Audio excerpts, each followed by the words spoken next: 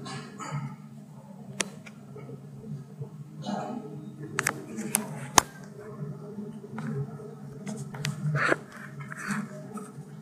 yang mengucapkan sumpah lafalnya dari saya. Bismillahirrahmanirrahim. Demi Allah saya bersumpah bahwa saya akan memberikan pendapat soal-soal yang dikemukakan menurut pengetahuan saya sebaik-baiknya. Ada bahwa identitas?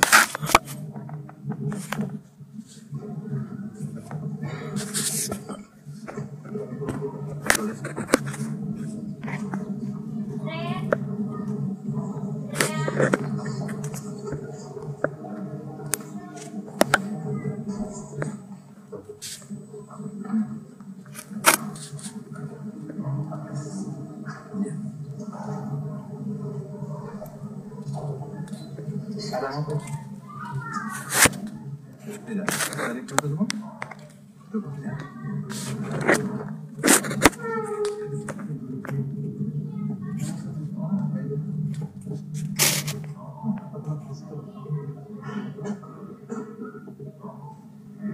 Tidak ada komentar, cuma kami hanya mohon petunjuk sama yang mulia semua dengan saksi ini. Petunjuk, guidance, petunjuk dari mulia, apakah saksi ini nanti seperti yang mulia sampaikan lalu ada yang membantu kita untuk membuat terang perkara ini,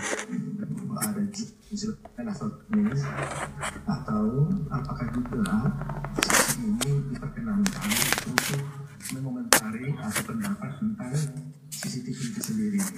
Mau petunjuk dari maksudnya kalau untuk buat terang itu pasti kita dukung yang mulia supaya terlihat kejadiannya. Tapi kalau untuk mengomentari ini kan mungkin menjadi kita bisa melihat sendiri. Tapi itu pun harus ada pada yang mulia. Sepertinya kewajiban seorang ahli untuk memberikan bagaimana sumpah yang terucapkan ya. Saya pikir sudah paham, Bapak sering sebagai ahli. Ya, apabila nanti ada keberatan agar supaya dikemukakan baik dari nasihat hukum maupun dari penuntut ya. Mungkin Bapak Muhammad Nuh Al-Azhar dalam persidangan ini untuk memudahkan penyebutan akan kita panggil dengan ahli ya. Ya. Ahli tentunya untuk sebagai ahli kan harus memenuhi kriteria, dia mempunyai pengetahuan, pengalaman dan sebagainya. Coba ceritakan riwayat pendidikan daripada ahli. Saya mulai dulu dari riwayat pekerjaan. Saat ini saya yang agak dekat ya. Saat ini saya kepala Subbidang Komputer Forensik Puslapor Baris Krim Polri yang membawa program digital forensik, dan saat ini juga saya ketua Asosiasi Forensik Digital Indonesia atau AFDI periode 2015 hingga 2019. Jauh sebelum itu di tahun 2000-an awal kami memulai digital forensik di Indonesia, dan bisa dianggap kita pionir pengembangan digital forensik di Indonesia di tahun 2000-an. Kemudian di tahun 2007 saya orang Indonesia pertama yang mendapatkan sertifikasi internasional di bidang Computer Hacking Forensic Investigator dari IC Council di New Delhi, India. Kemudian ketika saya mengambil Master of Science di bidang Digital Forensic atau Forensic Informatics dari University of Stratford, UK, Inggris di tahun 2009, saya juga orang Indonesia pertama yang mengambil Master Degree di bidang Digital Forensic. Dan di samping melaksanakan pemeriksaan dan analisa digital forensik sehari-hari yang kita mulai jauh beberapa tahun yang lalu, yang kalau di total jumlah evidence yang kita analisis itu sudah lebih dari 2.500 item evidence, baik itu dari komputer, rekaman video, audio, smartphone segala macam, kemudian kasus-kasus baik itu cyber crime ataupun computer related crime ataupun traditional crime itu juga lebih dari 500 kasus yang kita sudah handle. Kemudian di tahun 2012 saya membuat buku tentang digital forensik dengan judul Digital Forensik Panduan Praktis Investigasi Komputer, dan buku itu merupakan buku pertama yang ada di Indonesia yang membahas the field tentang digital forensik yang saat ini menjadi rujukan beberapa kampus di Indonesia, dan saya juga sering mengajar di banyak kampus baik itu internasional ataupun nasional. Saya juga pernah mengajar di Inggris, menjadi menjadi pembicara pada international conference di sana. Kemudian di Indonesia saya sudah sekitar 20 university yang saya datangi, diundang sebagai dosen tamu ataupun dosen kelas yang membahas detail ataupun hands on ataupun hanya sekedar presentasi di bidang digital forensik. Saya juga ngajar di banyak kementerian lembaga termasuk Badikat Mahkamah Agung, Badikat Kejaksaan Agung. Saya juga pernah diminta sebagai narasumber di Pragi dan di Kementerian Kominfo, Kementerian Keuangan, BPK, KPK, tidak hanya di internal Polri. Kemudian saya juga banyak di komunitas, baik itu isi council sendiri, isi FI yang bergerak di bidang IT. Kemudian dalam kedinasan, Ali adalah anggota polisi? Iya, Anggota polisi ya? Pangkat AKBP ya? Pernah ngajar di Mahkamah Agung ya? Iya, di Puncak. Berapa lagi ya? Pernah mengikuti. Kemudian sehubungan dengan perkara ini, perkara dengan terdakwa Jessica Kumala Wongso, apa yang pernah dilakukan oleh ahli dalam pemeriksaan? Iya, saya bacakan ya.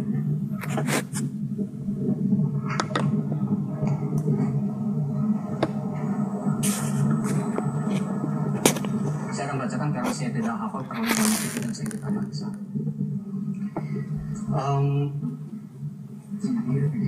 Kita terima barang bukti elektronik dari penyidik Direktorat Reserse Kriminal Umum Polda Metro Jaya pada tanggal 18 Januari 2016 berupa satu unit flash disk Toshiba 32 GB warna abu-abu. Kemudian terhadap evidence tersebut kita lakukan pemeriksaan dan analisa video forensik yang mengacu ke standar operating prosedur yang kita miliki yang resmi. Iya, oke.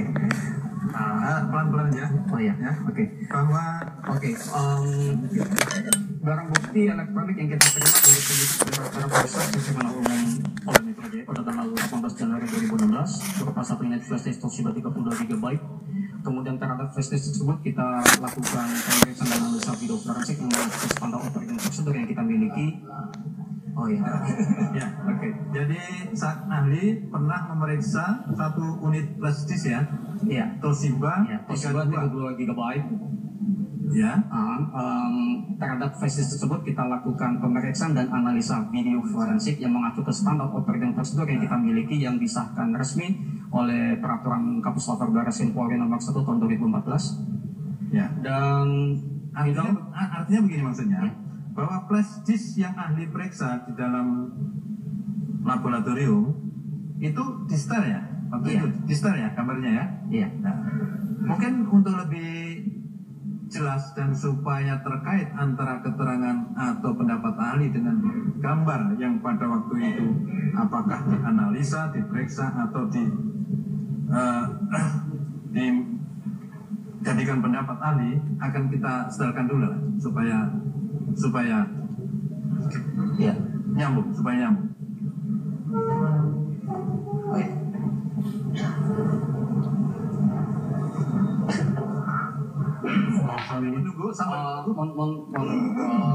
Izin yang mulia, berdasarkan standar operating prosedur kita, ketika kita terima flash disk itu ada tidak ujuk-ujuk kita langsung periksa yang mulia. Terhadap flash disk yang kita terima, kita tidak ujuk-ujuk langsung periksa. Jadi ada tahapan-tahapannya. Karena kita forensik itu berbasis sains, makanya ada tahapannya. Sambil menunggu ini, mungkin pada saat flash disk ini diterima oleh laboratorium ya, iya. Itu bagaimana prosedurnya? Iya. Coba. Jadi kita lakukan yang namanya forensic imaging dahulu terhadap flash disk. Kita lakukan, kalau orang Indonesia bilang tuh cloning, jadi menggandakan isi sektor per sektor flash disk menjadi satu image file, jadi file. Jadi kalau misalnya tuh flash disknya 32 GB, kita akan dapatkan image file yang sama persis juga 32 GB. Artinya ditransfer dulu, bukan copy paste, bukan transfer, tapi penggandaan. penggandaan ya. Kalau orang Indonesia bilangnya cloning, jadi semacam DNA cloning. Jadi apa adanya, kalau memang di sektor itu ada file A, maka di sektor yang sama juga ada file A, seperti itu. Ya. Nah, terhadap Di fotokopi lah ya. Kalau semacam kalau fotokopi. kalau manual itu fotokopi ya. Ya, Nggak betul. sama persis. Ya. Ya. Jadi kalau ya sama persis. Mungkin karena EQ ahli ini tinggi, jadi ngomongnya cepat ya. Kita ini nangkapnya jadi ketinggalan kan. Coba yang pelan-pelan. Maaf yang yang pelan. Ya, Karena dicatat ya. Kalau dicatat, yang nyata nggak terkejar ya. maaf. Dan terhadap flash tersebut kita lihat, di situ kita temukan lebih kurang 29 file. Dan yang menjadi pembahasan kita, analisa kita, kita harus memastikan terlebih dahulu apakah file-file tersebut ada perubahan apa tidak, ada editing apa tidak, ada, kalau istilah kita ada tempering atau tidak gitu. Nah, terhadap file-file tersebut kita lakukan ada 4 metodologi karena ini video forensik. Jadi apakah terhadap basis itu ada perubahan, ada editing atau tidak ya? Iya, betul sekali. Itu oleh ahli bisa diketahui ya? Bisa diketahui. Bisa ketahui dengan metode berapa? Ada 4 metode yang kita 4 mainkan. metode. Ya, pertama hash analysis. Itu apa itu? Analisa hash. Analisa hash itu artinya kita menguji integrity dari suatu file. Autentikasi dari satu file. Ya. Gitu. Jadi bisa kalau ada perubahan kita bisa lihat. Yang kedua, analisa metadata analysis. Maksudnya autentikasi file itu, andaikan file itu terpotong akan kelihatan begitu? Iya, jikalau jangankan terpotong, hanya satu karakter atau satu frame hilang atau satu frame berubah, angka hash yang identik tersebut akan ikut juga berubah. Makanya di dalam dunia digital forensik internasional, hash itu juga dikenal sebagai digital fingerprint atau sidik jari digital. Jadi kalau kita sidik jari kita berubah kan beda lagi gitu. Terus metode yang kedua? Yang kedua, metadata analysis, analisa metadata. Coba pelan-pelan yang keras. Analisa metadata. Analisa metadata. Iya. Di analisa metadata, sejatinya multimedia files itu ada header di atasnya itu yang menyimpan jadi multimedia file itu ada 3 komponen, ada file, ada atasnya itu header, kemudian di bawah itu ada beberapa bit terakhir itu footer. Nah, di atas inilah yang menyimpan metadata yang terkait dengan rekaman video itu sendiri. Kalau misalnya rekaman video itu ada perubahan-perubahan, itu juga akan tercatat di atas sana. Makanya kita juga periksa dengan menggunakan teknik metadata analysis. Artinya kalau misalnya berubah, ada kontrolnya begitu? Kita tahu kontrolnya? kita ada kontrol, kan saintifik. Dan itu juga nggak cukup, kita tambah lagi metode yang ketiga yang namanya frame analysis, analisa frame. Sejatinya rekaman video itu berupa frame. Ada kalanya 15 frame dalam 1 detik. Frame itu gambar, jadi gambar, istilah dalam multimedia itu frame. Tersusunlah frame-frame gambar-gambar itu ada 15 frame per detik, ada 30 frame per detik, ada 25 frame per detik. Yang ketika dia bergerak terlihat satu rekaman video yang utuh. Nah, jikalau ada frame yang dihilangkan, jikalau ada frame yang disisipkan, kita juga akan tahu. Udah tahu, bisa ketahuan ya? Bisa ketahuan yang mulia. Yang terakhir itu ada namanya analisa bitrate histogram. Analisa bitrate histogram itu kita menguji transfer bitrate frame-frame ketika dia diakses sama komputer. Dan jikalau misalnya juga di situ ada penyisipan frame atau editing di dalam frame itu sendiri, juga akan kelihatan bitrate menjadi tidak seragam. Seperti itu yang mulia. Dan untuk konteks kasus ini, seluruh file yang kita terima dari penyidik dalam bentuk satu flash disk tadi, tidak ada kita temukan adanya editing, tidak kita temukan adanya tampering yang masukin frame di sana atau kita buang frame, tidak ada sama sekali untuk konteks kasus ini. Jadi apa adanya. Flash disk tadi yang saudara analisa tadi ternyata masih orisinil kan? Ya, orisinil ya, menurut ilmu pengetahuan yang saudara yang ketahui ya, kan? Betul sekali. Orisinil. Kemudian apakah ada lain-lain yang perlu diteliti selain dengan cara selanjutnya ada kegiatan-kegiatan kita yang namanya moment description. The moment description itu kita menggambarkan rangkaian momen yang ada pada rekaman video dengan tekniknya kita sebagai digital forensic analyst, video forensic analyst. Jadi ketika kita menggambarkan momen itu tidak seperti publik melihat rekaman video. Artinya, jikalau misalnya momen-momen tersebut kita lihat gelap, memang dikarenakan pencahayaan yang kurang di sana, kita bisa isi cahaya. Sehingga sesuatu yang gelap itu kita bisa tahu apakah itu. Meskipun mungkin juga tidak bisa maksimal karena terkendala dengan kondisi rekaman video itu sendiri. Tapi secara teori itu juga bisa kita isi cahaya. Kalau misalnya kabur, kita bisa fokuskan supaya bisa kita lihat apa yang ada di sana. Kalau misalnya kita pengen melakukan pembesaran objek, kalau misalnya publik melihat, kalau dibesarkan seperti biasa dia akan pecah karena sejatinya gambar itu tersusun atas piksel-piksel. Nah, kalau misalnya itu dilakukan pembesaran zoom in, maka akan jadi kotak-kotak. Nah, dengan teknik yang kita miliki, metodologi yang kita miliki, tidak akan terjadi kotak-kotak ketika kita melakukan zooming in pembesaran tersebut. Tapi sebelum kita lanjut, apakah flash disk yang ahli terima waktu itu dalam keadaan disita atau disegel atau bagaimana? Ya, kita ada form penerimaan barang buktinya, dan ketika selesai di kita juga kasih form penyerahan barang bukti. Jadi kan kita ada namanya dalam dunia forensic science itu ada namanya chain of custody, rantai perjalanan barang bukti yang di kita harus jelas. Iya. Bisa ditunjukkan penuntut umum sebelum itu bahwa ada penyerahan barang bukti kepada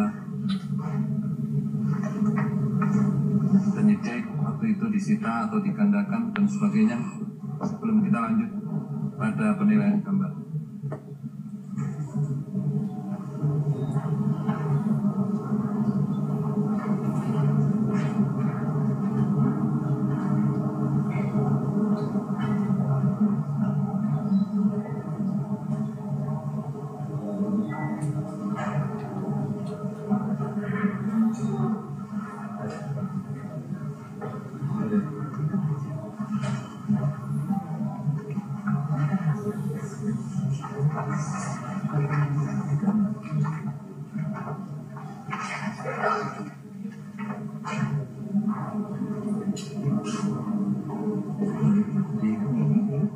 Silakan penasihat hukum.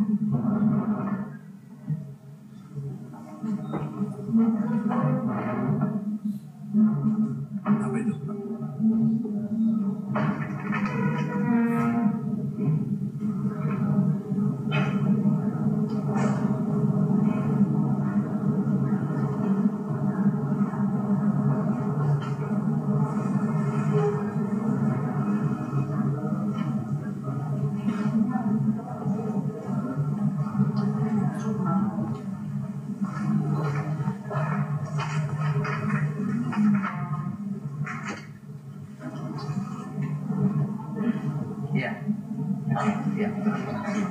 Jadi ketika kita terima barang bukti, hal yang pertama yang kita minta kepada penyidik itu adalah harus dilengkapi sama mindik. Kita harus jelas, karena ini barang bukti. Tidak ada mindik, tidak ada pemeriksaan lanjutan. Dan ketika kita sudah dapatkan administrasi penyidikan, ditunjukkan kepada kita, baru kita terima barang buktinya. Baru kita lakukan pemeriksaan, jadi kita cek dulu mindiknya lengkap. Ketika nanti kita lakukan pemeriksaan juga, kita bikin formnya. Izin ini form yang internal kita, jadi siapa melakukan apa jelas.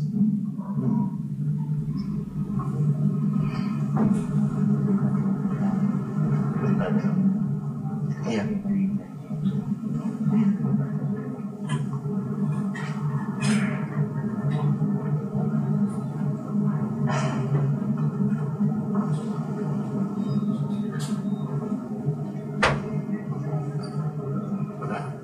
Oke, terima kasih.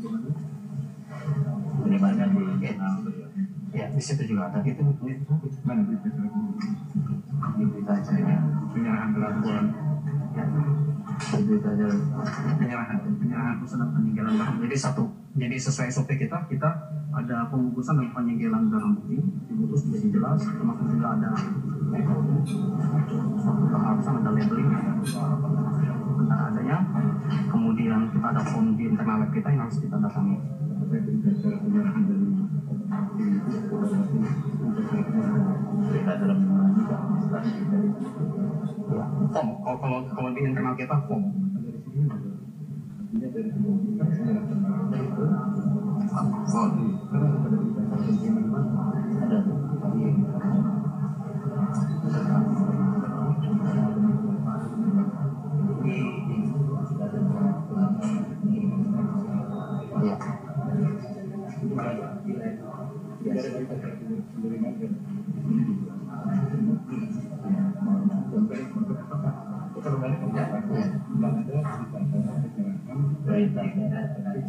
Ya, saat ini sidang sudah berlangsung dan saat ini dari tim kuasa hukum maupun dari jaksa penuntut umum dan juga dari hakim ini mempertanyakan kepada ahli digital forensik yang dihadirkan sebagai saksi ahli dalam sidang kali ini.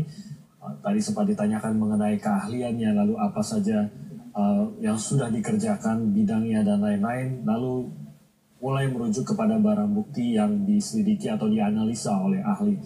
Barang bukti tersebut sempat dipertanyakan mengenai bagaimana keabsahan dari peralihan barang bukti tersebut yang didapatkan dari kepolisian, apakah barang bukti masih disegel, apakah ada surat penerimaan dan pengembalian dari barang bukti tersebut. Menurut saksi ahli, dikatakan bahwa ia sudah menerima surat tersebut dan semua berjalan sesuai dengan prosedur.